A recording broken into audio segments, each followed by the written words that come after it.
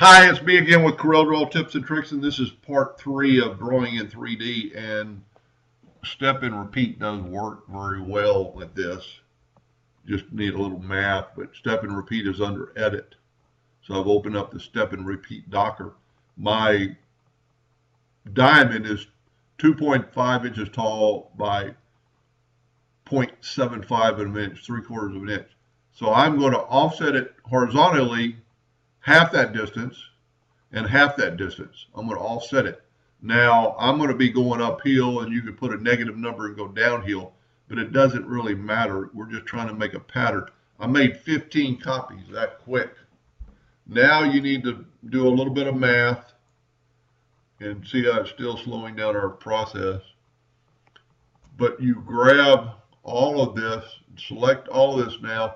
Now this time we want no vertical offset, and we want this to be our full 0.75 to move it over horizontally and hit apply. And normally step and repeat is already done, but because of this graphic is so detailed with all these basically blends of color, it's going to take some time, but you couldn't do it any faster. And that's really all you need. I would maybe double that, do it again, maybe make it 30 copies instead of the 15, and you'd have your full dimension. And then you could grab it all and reduce it for a size of a letter that you could work with.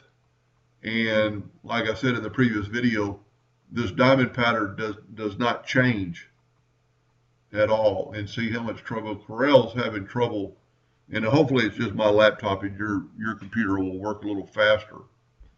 But it's reduced that deal, and with step and repeat, I made them quite a lot quicker. And there's a lot of patterns you can do. I tried out some different patterns that didn't work quite as well as this. This is going to be probably your easiest pattern, because you've got black on all the corners, and this light area is just going to barely engrave and gradually work. So give that a shot, and hope that works for you, and thank you for watching.